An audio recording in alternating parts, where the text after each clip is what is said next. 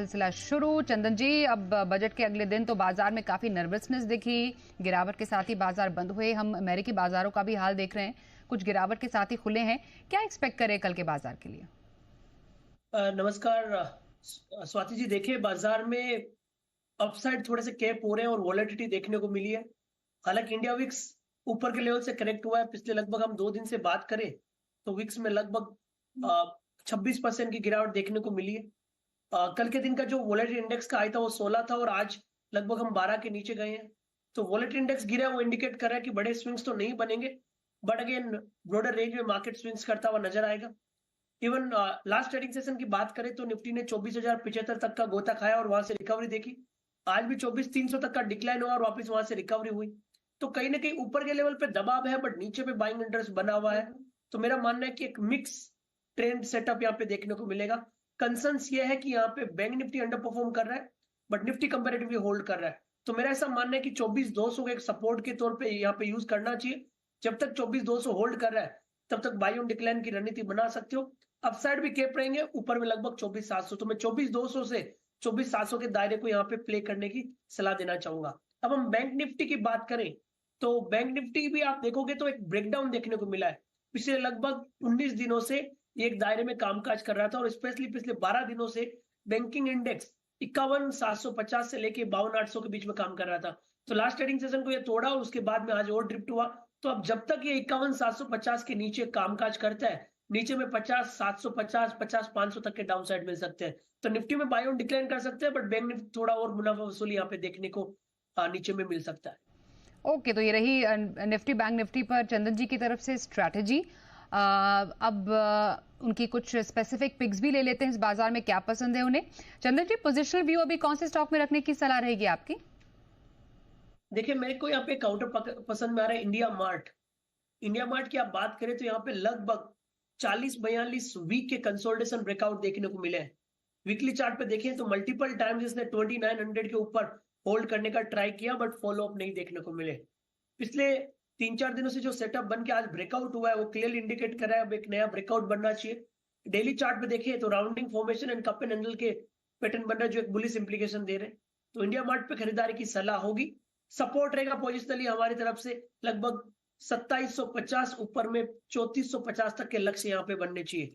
अब दूसरा काउंटर की बात करें तो इसके अलावा भी इससे रिलेटेड कंपनीज पे फोकस करना चाहिए। सिलेक्टिव आईटी, सिलेक्टिव एफएमसीजी, कुछ चुनिंदा डिफेंसिव काउंटर पे फोकस करना चाहिए। But as of now India Mart को पोजिशनली यहाँ पे खरीदारी की सलाह रखी। इंडिया मार्ट पोजिशनली पसंद आ रहा है चंदन जी को। 3,450 का टारगेट और 2,750 के स्टॉप लॉस के साथ आप इसमें खरीदारी कर सकते हैं। चंदन जी, अब लॉन्ग टर्म की स्ट्रैटेजी का आपका स्टॉक समझ लेते हैं, क्या पसंद है आपको लॉन्ग टर्म में? बिल्कुल, लॉन्ग टर्म की तरफ मैं फोकस कर रहा हूं तो मेरा फोकस निफ्टी आईटी में रहेगा। निफ्टी आईटी की आप बात करें तो वीकली चार्ट में कप एंड हैंडल का ब्रेकआउट हुआ है।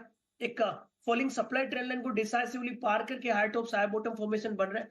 तो इसके लिए मैं टेक महिंद्रा पे खरीदारी की सलाह दूंगा।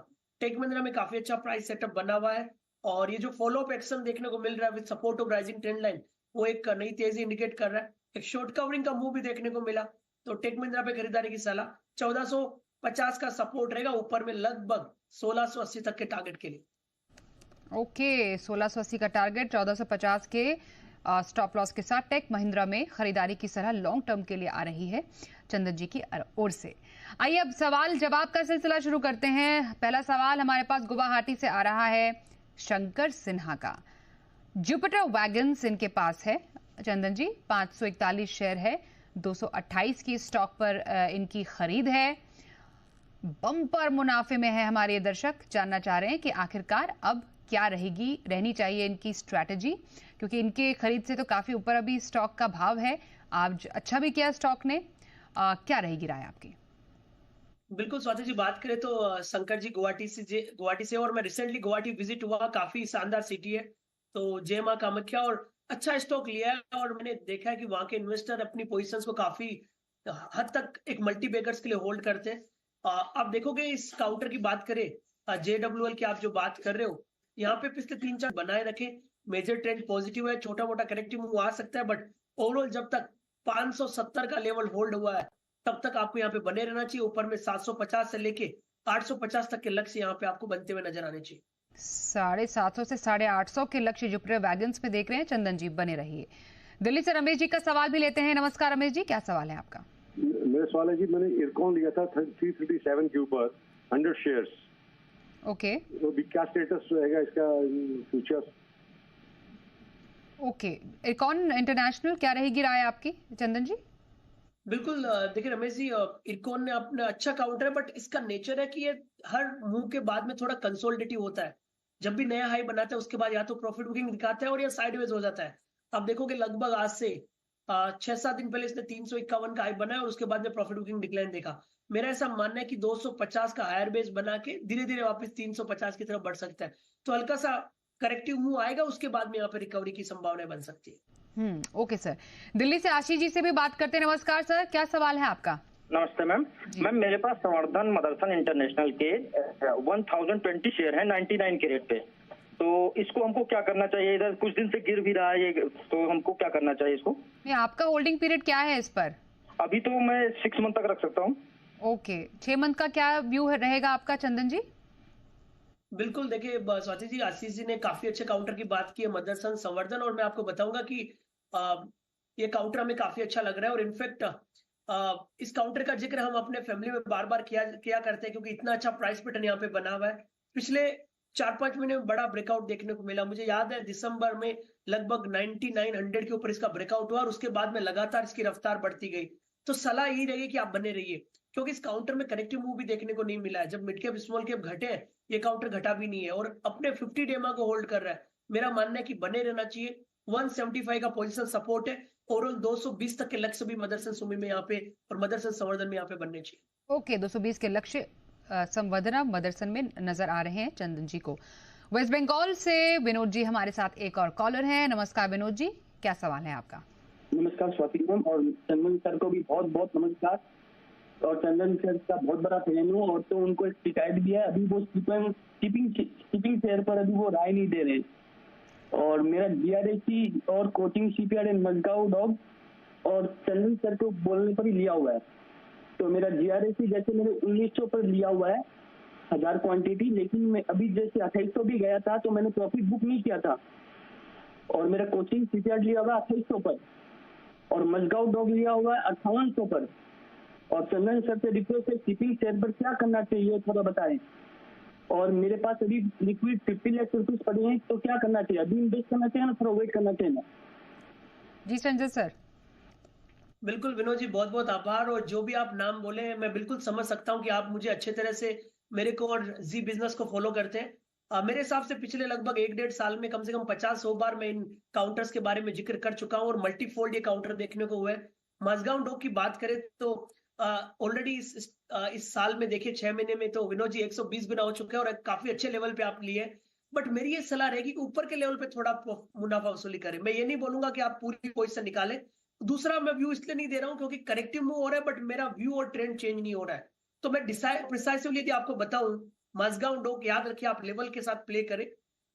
जिस दिन ये काउंटर अब 5300 के ऊपर निकल जाइए, आपको वापस ये 5800 से 6000 का लक्ष्य दिखा सकता है। 5300 के ऊपर नया बाई करना है तो बाई कर सकते हो। 6200 तक के लक्ष्य आपको माझगांव डॉग में मिलेंगे। बट साथ में ध्यान रखें, अब की बार यदि ये 4600 तोड़ देता है तो जरूर एक बार मुनाफा वसूल करके साइड लाइन में हो जाइए। अब मैं कोचिन शिपयार्ड की बात करूं, मेरे हिसाब से one of the preferred pick रहा है पिछले लगभग 7-8 महीनों से, और क्या ताबड़तोड़ तेजी देखने को मिली है। यहाँ पे भी कंसोलिडेट मूव है। 2775 2775 निकले तो जरूर 3200 के लक्ष्य बनाइए। नीचे में आपके पास पोजीशन है तो 2150 का ट्रेलिंग रखते रहिए। 2150 तोड़े तभी आपको वापस इसमें मुनाफा वसूल की बात करनी है। जीआरएससी की बात करें, जीआरएससी कंसोलिडेटिव मूव है। आप इसको 2600 के ऊपर लेके जाइए, ये 3000 प्लस तक का टारगेट दिखाएगा, बट साथ में आपको 2100 का सपोर्ट रखना पड़ेगा। तो विनोद जी, मैंने आपको लेवल सपोर्ट और ब्रेकआउट दोनों के दे दिए। थोड़ा बहुत मुनाफा वसूली करें क्योंकि काफी अच्छे चल चुके हैं। बाजार में मिड कैप स्मॉल कैप में थोड़ा सा पोज हुआ है, इसके लिए इन सब में थोड़ा सा साइडवेज मूव हो सकते हैं। और इतने बड़ी रैली के बाद मुनाफा वसूली हमेशा करना यहाँ पे मेरे हिसाब से लाभकारी रहता है और एक एडवाइजेबल भी रहता है। बिल्कुल। तो तमाम रहे खास स्ट्रैटेजी और बाजार के लिए अहम संकेत अब समझते हैं अनिल जी से। भारतीय बाजारों में कल का सेशन बड़ा अहम भी होगा और बड़ा चैलेंजिंग भी। अहम इसलिए कि कल है निफ्टी की मंथली एक्सपायरी। जी हाँ, वीकली नहीं, मंथली एक्सपायरी है। और चैलेंजिंग इसलिए है कि पिछले 3-4 दिनों से मूड माहौल बड़ा ख़राब है और बजट के बाद ये थोड़ी सी कमज़ोरी बढ़ती हुई दिख रही है। अब आज जब हम बंद हुए तो नुकसान के साथ तो थे निफ्टी पर, मुश्किल से 24,400 के आसपास बंद हो पाए, उसके ऊपर बंद हो पाए। डाउ फ्यूचर्स 200 अंक नीचे थे और नैस्डैक फ्यूचर्स भी कमज़ोर, यानी कि अमेरिका में कमज़ोरी भरा सेशन रहना चाहिए। और दुनिया भर में देखिए मेटल्स कमज़ोर हो ही रहे हैं, सो ग्लोबल संकेत बहुत अच्छे और सपोर्टिव है नहीं। अब आज के सेशन में जिस तरह की बिकवाली हुई, ये बात साफ है कि एफआईज फंड्स वगैरह की तरफ से आज बेचने के ही आंकड़े आएंगे, यानी कि बड़े इन्वेस्टर्स इंडेक्स में और लार्ज कैप्स में तो कर रहे हैं बिकवाली, करेक्ट। तो ये दोनों ट्रिगर जो है थोड़े भारी पड़ेंगे। अब आइए सपोर्ट की तरफ। आज का जो लोअर लेवल है 24,300 का, वहां से निफ्टी का सपोर्ट शुरू होता है। तो कल के लिए 24,200 24,300 करेगा अच्छे सपोर्ट का काम, ठीक है। ऊपर की तरफ 24,500 24,575 ये है रुकावट के लेवल, जहां पर आती दिखेगी आपको प्रॉफिट बुकिंग। अब आइए बैंक निफ्टी जो ज़्यादा कमज़ोर है। एक्सिस बैंक के नतीजों के बाद उसके रिएक्शन पर बैंक निफ्टी की चाल कुछ हद तक डिपेंड करेगी। सपोर्ट जो है तुरंत 50,800 से 51,000 की रेंज, ये करेगी सपोर्ट का काम। ऊपर अगर एक्सिस बैंक के नतीजे से जोश भर पाया और थोड़ी रिकवरी आ पाई ओवरसोल्ड लेवल से, क्योंकि आज बैंक निफ्टी की वीकली एक्सपायरी तो हो गई खत्म। अब देखते हैं कल फ्रेश खरीदारी या बिकवाली किस तरह से आती है। तो ऊपर में जो रुकावट वाला मामला है थोड़ा दूर है, लेकिन जो लेवल है वो परफेक्ट निकल कर आ रहा है। 51,775 51,775 से लेकर 51,925 51,925, ये वो रेंज है जिस रेंज में बैंक निफ्टी में ऊपर की तरफ प्रॉफिट बुकिंग आती दिखी है। अब मिड कैप और स्मॉल कैप शेयर जोश में तो जबरदस्त हैं, लेकिन एक तरफ इंडेक्स देखें तो डर लगता है और ये शेयर देखें तो कॉन्फिडेंस बढ़ जाता है।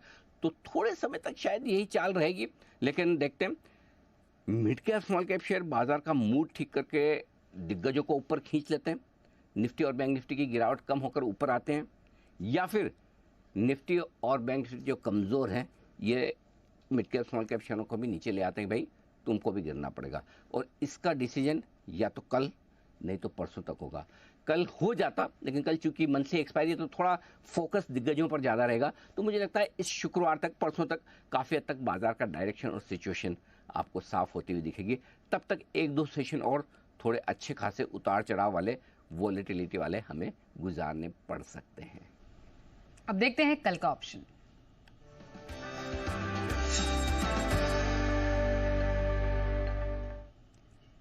और कल के बाजार में ऑप्शन स्ट्रैटेजी समझते हैं एसएमसी ग्लोबल के नितिन मुरारका से। नितिन जी बहुत स्वागत करते हैं, कहां पर है ऑप्शंस में मौके? देखिए कल मंथली एक्सपायरी और डेटा नेगेटिव साइड है, मुझे लग रहा है मंथली एक्सपायरी नीचे होनी चाहिए और मोस्ट लाइकली 24,300 की तरफ मंथली एक्सपायरी हो सकती है। तो यहाँ पे हम बेट करेंगे 24,400 की पुट ऑप्शन पे, जिसकी आज की क्लोजिंग प्राइस 65 के आसपास है। तो ये यहीं पे अगर 65 खुले तो ले लें, अगर 50 के आसपास 50 से 65 के बीच में इसे खरीदना है। और इसके टारगेट आपके हो सकते हैं 120 के, और स्टॉप लॉस आपको लगाना है 25 रुपए का, यानी 25 का स्टॉप लॉस 65 पे खरीदना है। टारगेट 100 से 120 का होगा। 24,400 की पुट खरीदनी है। 24,400 की पुट ऑप्शन खरीदने की राय आ रही है कल के बाजार में नितिन मुरारका की तरफ से। नितिन जी धन्यवाद करेंगे।